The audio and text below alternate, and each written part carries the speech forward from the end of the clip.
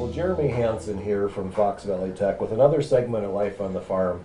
And we're in Mishicot today at our friends at Short Lane Ag. And joining me is Craig Olnican. Craig, thanks.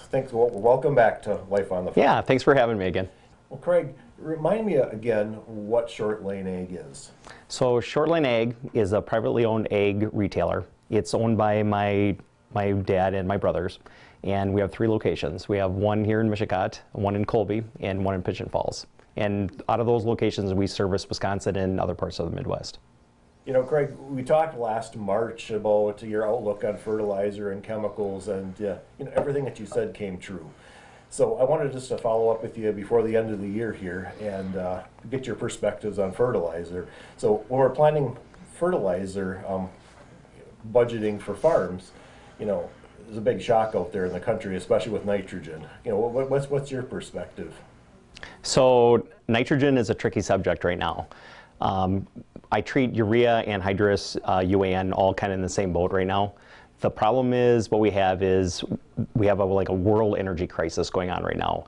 And countries that have typically made urea in the past, for instance, aren't making it or aren't making it at the same volume that they were before. So actually, the world value is about $150 a ton higher than what the United States value is right now. Granted, we are off peak season right now. We're dealing with urea plants that have been shut down for the majority of the summer just due to basic maintenance. But right now, there's not a lot of nitrogen in the world to go around, and that's why we're seeing these increased prices. Right, and again, when we're doing some budgeting, it's a pretty big shock on prices. So what is your perspective on some of the phosphorus fertilizers? Phosphorus is another one where there's not enough to go around at the moment. The other thing we're dealing with is there's tariffs on phosphorus. So imports coming from other countries have about a 13% tariff that goes on them. That's going to maintain the phosphate price. Out of all the fertilizers, I see phosphate being the least likely to fall from the levels that we're at. But if you also look at historic levels for price-wise on phosphate, it's not quite as inflated as what we're seeing on potash and urea. Okay, well, speaking of potash, prices are doing the same thing as everything else. Well, what's your perspective on potash? Yeah, so potash was a deal where it spiked up quite rapidly this summer and fall, and I really think that potash maybe has peaked out right now, and we're going to just keep losing value. It's one of the easiest things for farmers to cut out of their budget, or not completely, but just cut back on, and I think that'll put a lot of pressure on the potash market.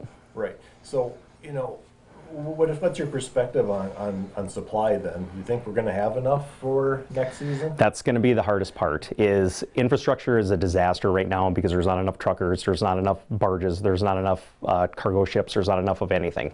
So people have a really good memory of what happened last time fertilizer was this high, and the major players are not taking huge positions on this stuff right now. So fertilizer is not getting moved around the country. Fertilizer is not getting all planned out and bought right now. So that's going to put a definite crunch on it when people actually have to step in and start buying products. So look for there to be a major, if you're going to wait on fertilizer, don't wait too long. March 15th, I've been telling most of our customers have something in place, because when it comes right down to spring, it's going to be a nightmare. Right, and that was my next question: is what are you recommending to your customers? And yeah, it's fine to wait now. And it's anybody's guess.